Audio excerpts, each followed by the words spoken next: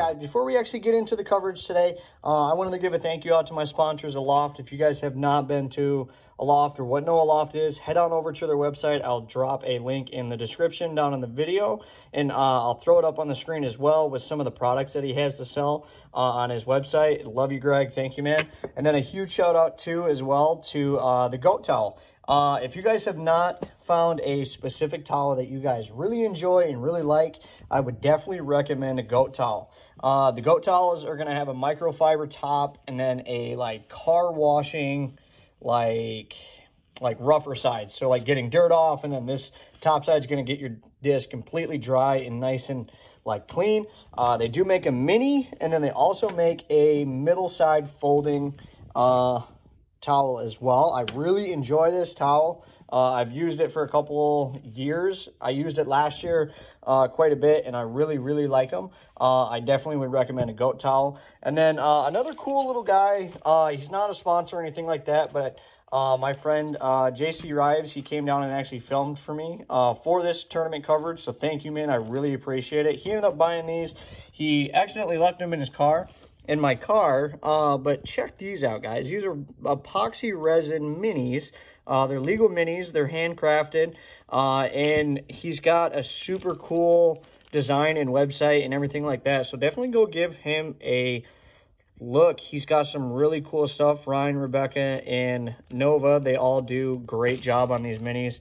JC ended up getting a couple Pokemon ones because he's a Pokemon fan as me as well. But yeah, thank you to Go Aloft, and then go check out these mini markers made by Ryan. So yeah, let's jump right into the coverage. Okay guys, jumping into our starting hole, hole 8, 380 feet. I'm throwing my ESP force off the tee here with a slight little flex with a little bit of nose up, trying to push this towards the basket, but also not going long. I left it a little bit short. I got a nice little, probably about a 50-foot jump putt. Left this one a little bit short.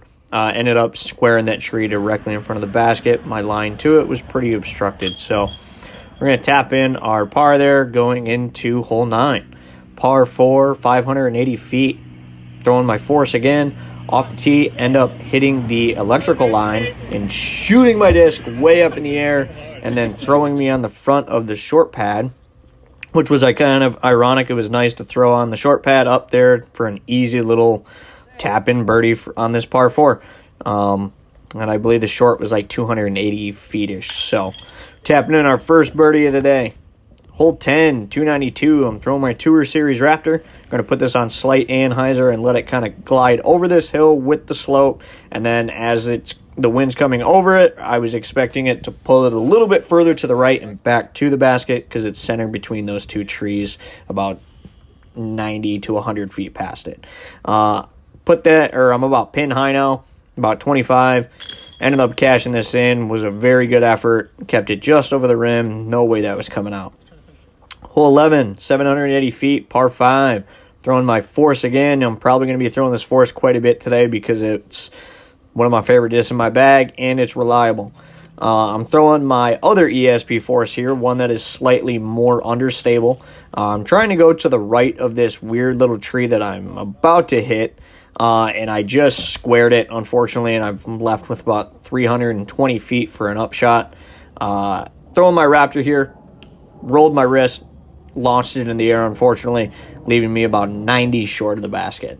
Nice little jump putt here coming up. I give this a great bid. I just didn't get the height. I ended up smoking the pole, and it shot me a little bit to the left, but we'll be tapping in a 5 for the par on hole 11. Hole 12, I'm throwing my Crystal Raptor. This hole was extremely weird. The shape of it was odd, and I knew the miss, and I ended up shooting into the spot that I did not want to be the most, which was that bush off there to the right. My pitch out there was extremely bad. And then this upshot, or this putt, got really far away from me because of the ice. And then I left this low. And this is where I kind of downhilled a little bit. Ended up taking a double bogey there, unfortunately. Hole 13, 520 feet. I'm throwing my Nuke SS on slight hyzer, letting it flip up with a tailwind. And this put me probably about 100 feet short of the basket. I really put a good number on this. I'm throwing my soft X zone for a upshot here. Left it like right under the bucket. Easy little tap in. It was close, but tapping in a par. Hole 14, 335. I'm throwing my Raptor. I thought this hole was a little bit shorter than what it actually was because there was no distances, so I should have dissed up. That was my mistake. And then this upshot was a little bit bad. It was awful. Now I remember this. I should have done something different there instead of trying to Anheuser patent pending. And then this putt, unfortunately, was a little bit to the left, just off-centered. Going back there, we didn't end up getting the recording of that. And thank you, CJ, or JC, for recording this entire round, dude. I had a great time with you. But hole 15, 257, par 3. Throwing my ESP Buzz on a slight hyzer. Left it probably about circle's edges, about 30 feet short or so. Give this a good bid. End up cashing it in. Rung around that basket. Hole 16. This is an island hole with a bunch of stumps all the way around it. If you didn't hit the island, you end up proceeding to a drop zone, probably about 50 feet off to the left. End up tapping this in. This came really close to going in, and the CTP there you can see was pretty close as well, but he had me about by a foot, so I let him. Was unfortunate to grab that one. Hole 17, 177. I'm throwing my soft X zone. Going to hopefully get a nice skip off the ice. That was the intention, and shoot up to the basket. I didn't know there was actually a downslope to the backside of it, so when I skipped, I came up, and then I shot kind of down that hill and saved me a little bit. Hole 18, 545, par 3 downhill, so this shot's going to look a lot easier than it was. I throw my ESP Force on a slight flex, letting it get out there over top of that long grass there and shooting back over right to the top of this hill. And then I ended up calling this putt as I was shooting it down the hill and cashed in for a 2. Back to hole 1, 463, par 4. This shot was really good, and then I ended up taking a misfortunate tree hit. I was just about to get around it, and then I smoked the middle of it. I should have taken the bigger gap off to the left instead of the tighter gap, but this left me probably about 90 short. And I gave this a really good bid, and the ice, for some reason, I wasn't playing this properly. I should have laid up for an easy par, but I was trying to get a little bit greedy there, unfortunately, and my comebacker missed, and I ended up taking a bogey here for a 5, unfortunately.